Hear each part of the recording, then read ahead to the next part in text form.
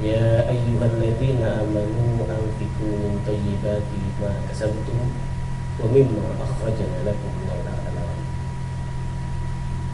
Wa qala Nabi sallallahu alaihi wasallam addu zakata amwalikum wa huwa al-khumusi.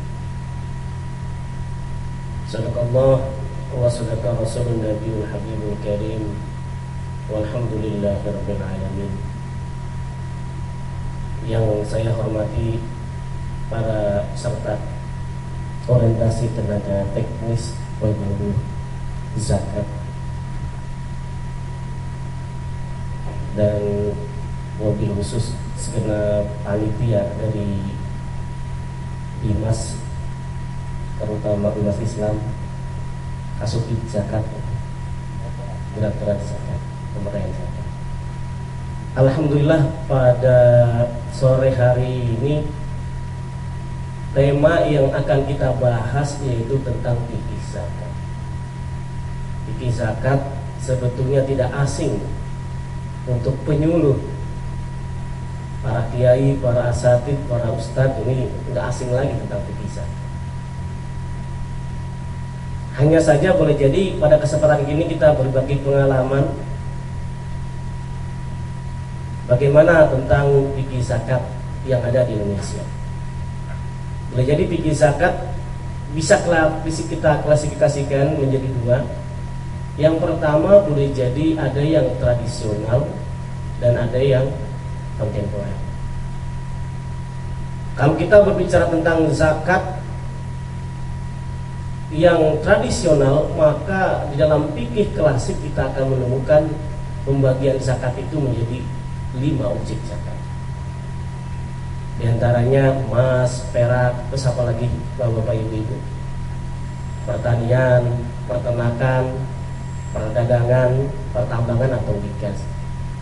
Hal itu yang secara klasik. Namun ternyata dalam fikih kontemporer, sesuai dengan perkembangan ekonomi modern, masyarakat sudah tidak lagi banyak bertani. Ternyata sektor ekonomi modern itu dikembangkan dan zakat yang ada ini kemudian objek zakat yang sudah dibesarkan. Di antaranya itu fikih zakat oleh karenanya menjadi dua, ada yang at-tafsili, ada yang ijmali. Yang at-tafsili itu yang sebagaimana ulama-ulama klasik yang telah jelaskan tadi, yang telah kita sebutkan ada 5 objek. Kalau yang secara ijmali, bahwa perintah Allah, kita kalau memiliki harta cukup nisab maka wajib zakat. Ada penggunaan kata-kata beri yaitu ijmali, kata-kata yang secara global. Sebelum kita masuk akan membahas tentang fikih zakat, kita melihat dulu gambar, kita renung gambarnya di atas di halaman pertama.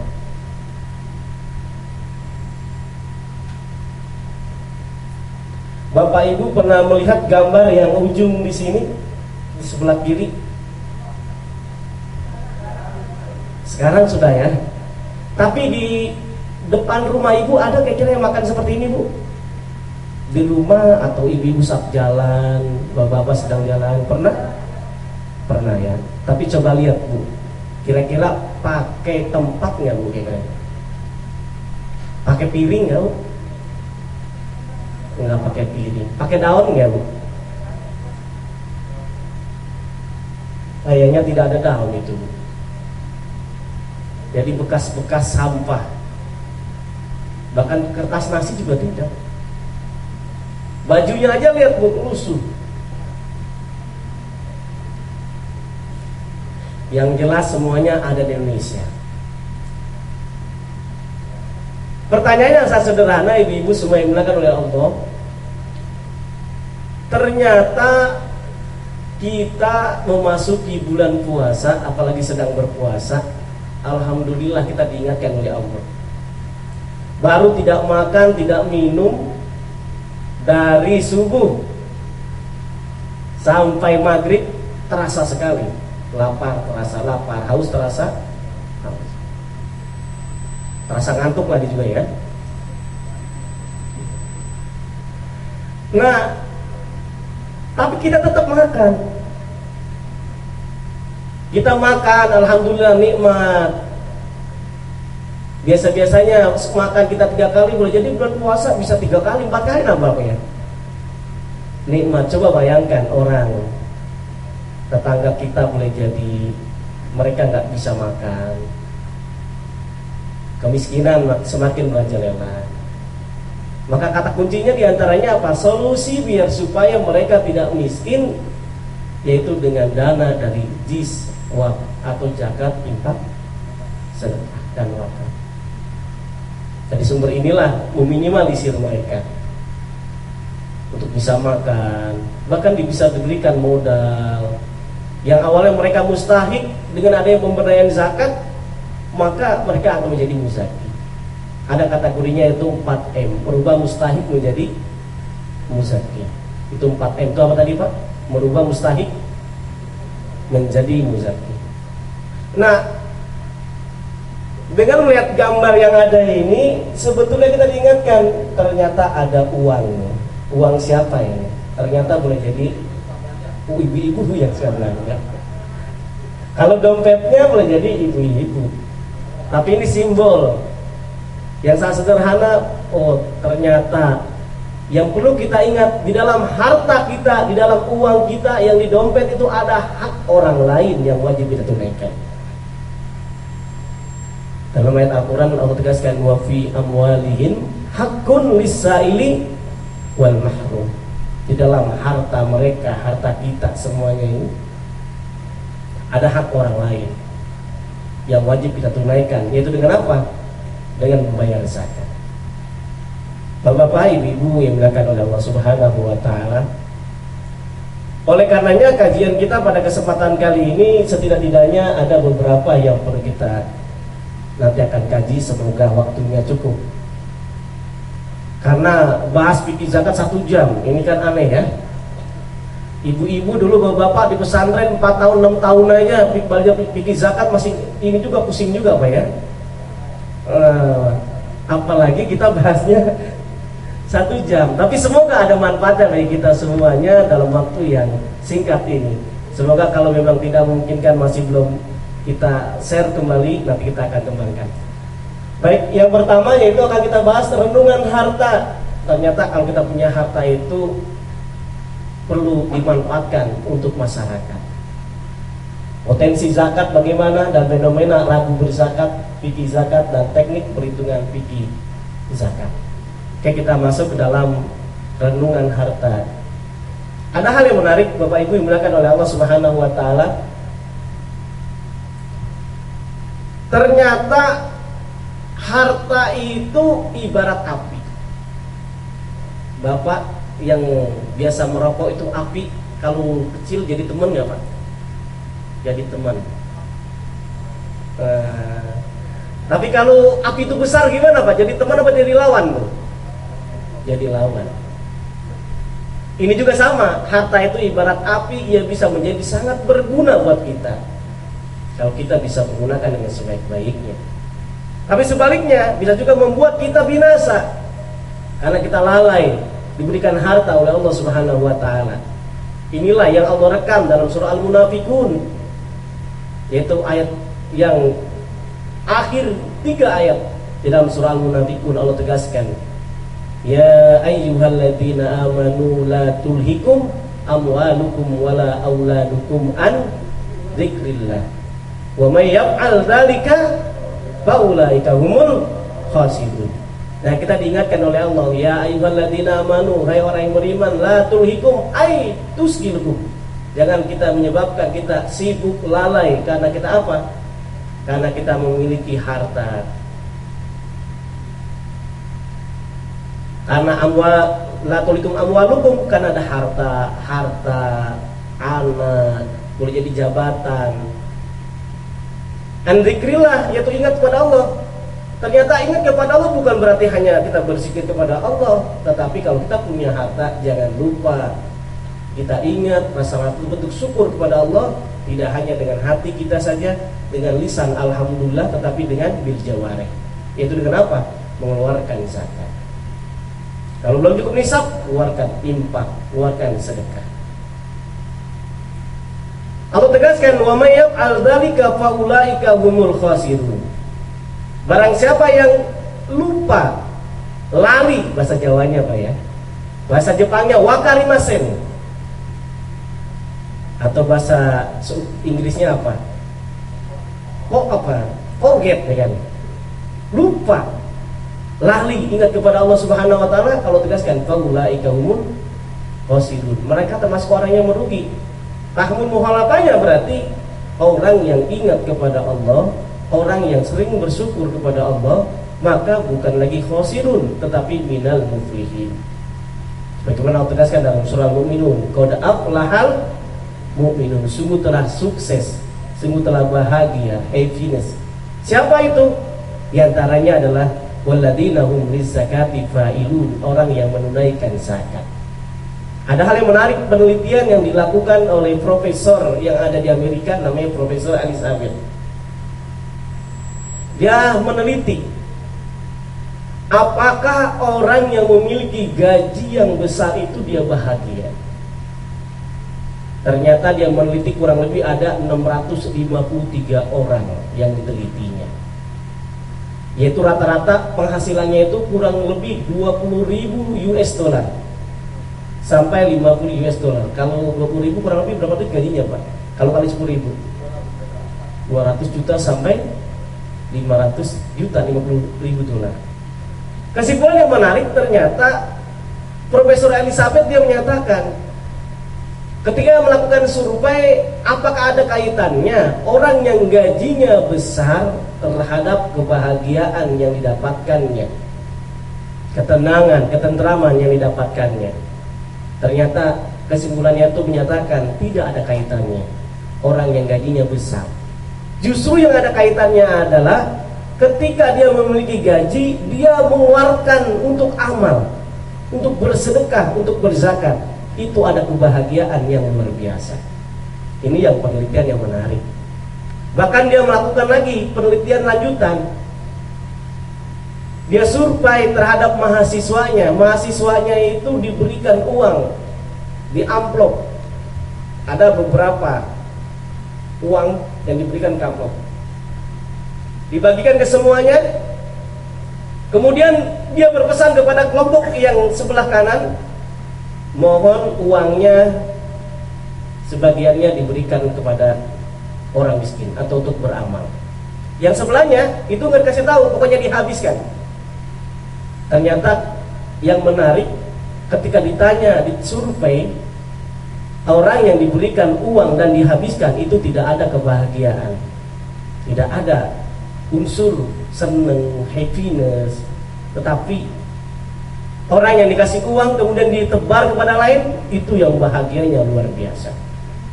Makanya orang yang berzakat itu pasti dia akan kaya, bukan miskin.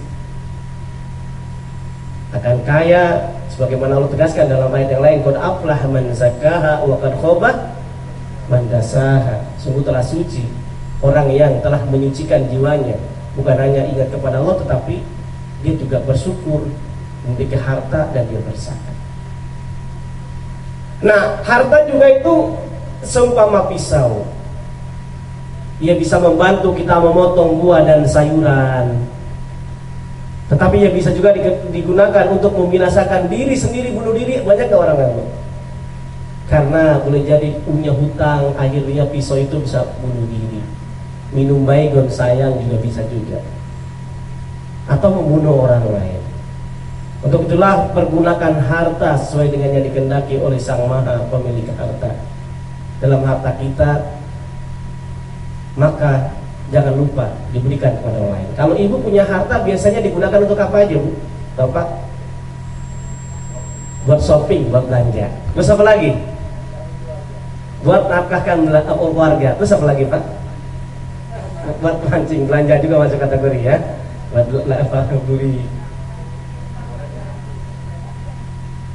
Di samping buat belanja, sebetulnya disimpan, nabung untuk akan datang, disimpan.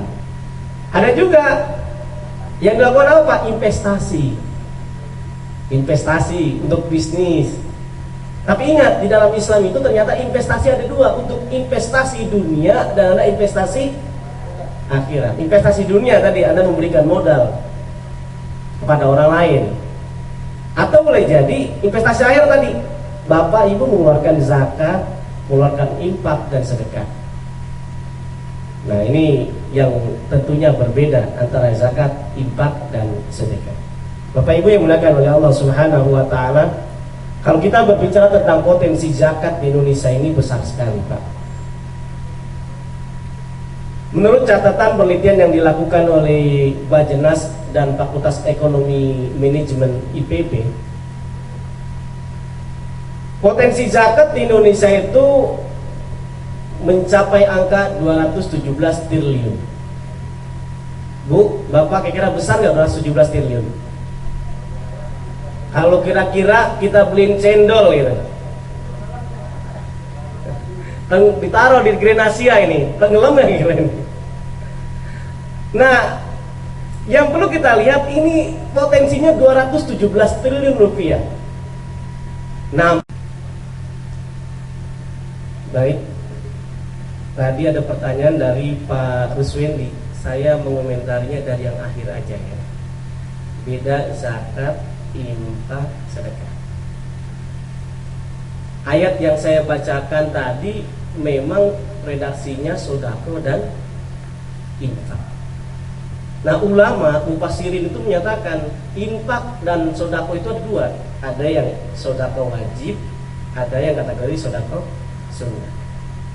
Sodako wajib yaitu aizaku, atau terjemahannya berarti adalah zakat. Nah ini yang terjemahan. Tapi kalau seandainya sedekah sunnah, yaitu sedekah yang kita pahami. Sedekah, ternyata sedekah tidak hanya materi, imateri itu bisa sedekah. Senyum itu tidak materi kan ya? Bapak-bapak baca alhamdulillah itu sedekah. Sebagaimana sahabat Rasulullah itu demo kepada Rasul. Ya Rasul, Islam ini nggak adil. Bagaimana orang kaya bisa sholat seperti kami sholat, tapi saya orang miskin tidak bisa berzakat seperti orang kaya.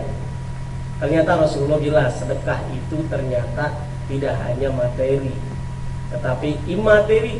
Subhanallah sedekah, alhamdulillah, Allahu akbar, Allahu akbar itu sedekah. Bahkan melayani suami dengan ikhlas sedekah. Bapak melayani istri bapak dengan ikhlas sedekah. Berhubungan suami istri itu juga dikategorikan sedekah. Makanya nanti bapak-bapak kalau udah selesai acara ini, mama, yuk kita sedekah yuk. Udah setan udah biasa Pak ya. Udah Yahudi orang kafir keras. Nah, ibu bapak yang dimuliakan oleh Allah Subhanahu wa taala tadi, termasuk juga infak. Infak juga sama, ada yang wajib, ada yang sunnah.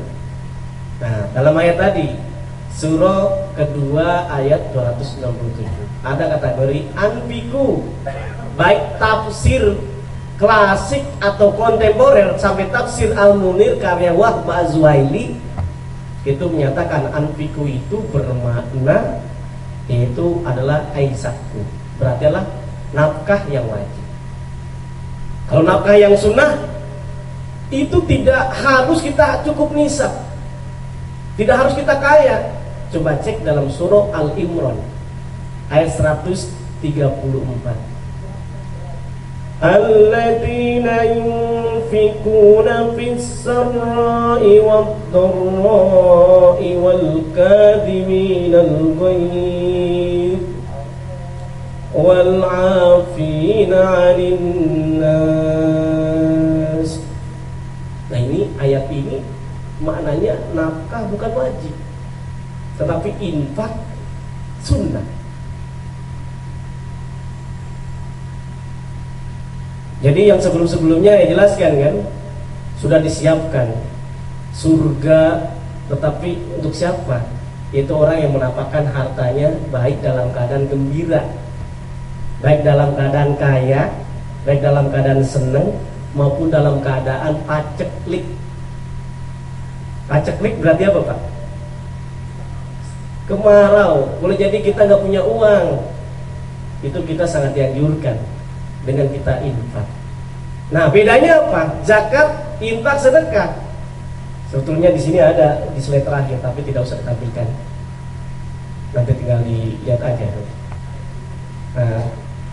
Nah, zakat, infak, sedekah itu zakat tadi bersifat wajib. Kalau infak dan sedekah, walaupun tadi ada dua pemahaman, tetapi masyarakat memahami infak ini bersifat sunnah. Sedekah juga adalah sunnah. Distribusinya kalau zakat itu wajib kepada 8 mustahik, nggak boleh kepada yang lain. Kalau infak sedekah umum, bebas. Dan tidak ada persentasenya infak sedekah itu. Kalau zakat ada persentasenya nggak Pak? Ada, 2,5%, 5%, 10%, 20%. Ini yang secara sederhana tentang zakat, infak, dan sedekah. Nah kemudian kalau tadi ada pertanyaan yang menarik, kalau Bapak punya penghasilan gaji PNS, nah ini yang ditunaikan apakah bruto atau neto? Kurang lebih begitu Pak ya. Bruto itu artinya apa? Apakah gaji kotor atau gaji bersih? Gaji buta, kasihan Pak.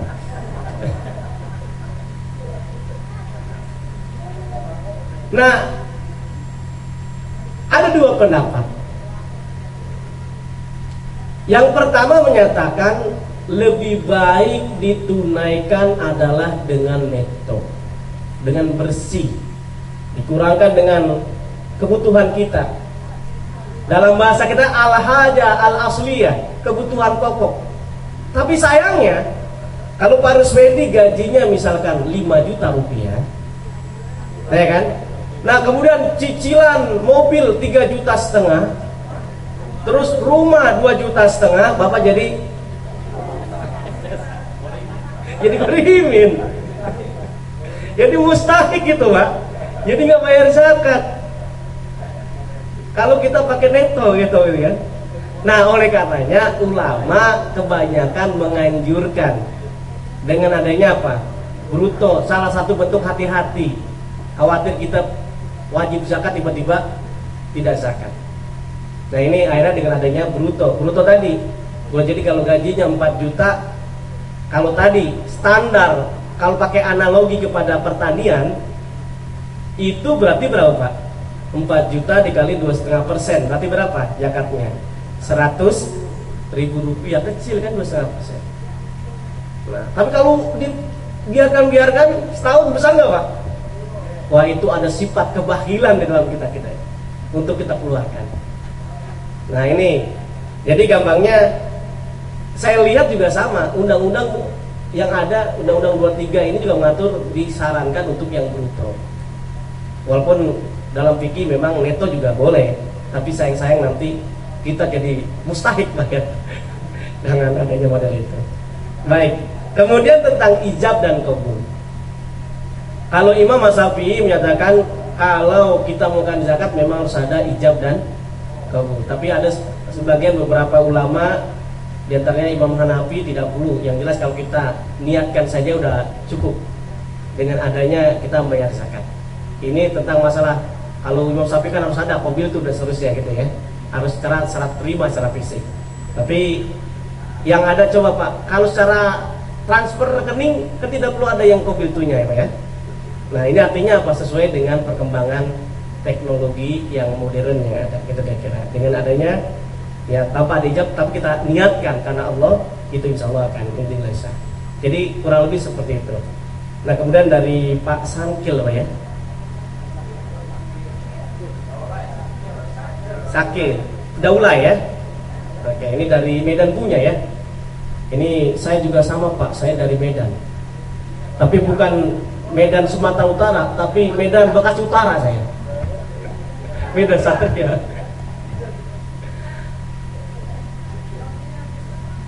Oke, baik. Masih ada pertanyaan ini masih. Bukanya tenang, masih ada itu ya. Takjilnya masih ada takjilnya.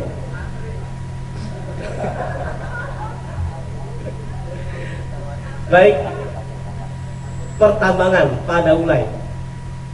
Kalau menurut ulama pertambangan tidak atas nama korporasi, atas nama individu, tiba-tiba bapak nambang pribadi, tiba-tiba dapat uang, emas dan seterusnya, maka langsung dizakatkan berapa? 20%. Tapi kalau atas nama korporasi, maka dinilainya bukan atas nama secara individu tadi, tetapi atas nama korporasi. Jadi namanya zakat perdagangan itu, zakat perusahaan itu. Jadi boleh jadi dikenakan berapa? 2,5%. Yang secara sederhana modelnya seperti itu, seperti halnya dalam perdagangan. Allah alam, tinggal dilihat modelnya. Tapi kalau memang pada ulai tiba-tiba pas gali ada ada emas di bawah tanah kan gitu kan, ada 60 kg, weh, masya Allah itu lebih berat dari Mas Paijo ya. Nah ini maka 20% tirikazil humus. Nah ini yang barang tambang atau barang temuan. Termasuk akhirnya ulama kontemporer menerjemahkan kalau bapak mendapatkan hadiah apa saja. Nah apa saja tuh uangnya cukup besar, maka itu dikiaskan kepada zakat kepada rikas. Seperti halnya zakat profesi, ada sebagian yang menyatakan apa 20% ya, 20%. Kalau 4 juta berarti kalau 20% berapa Pak?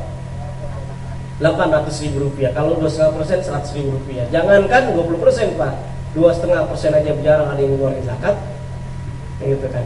Tapi ada kisah yang menarik.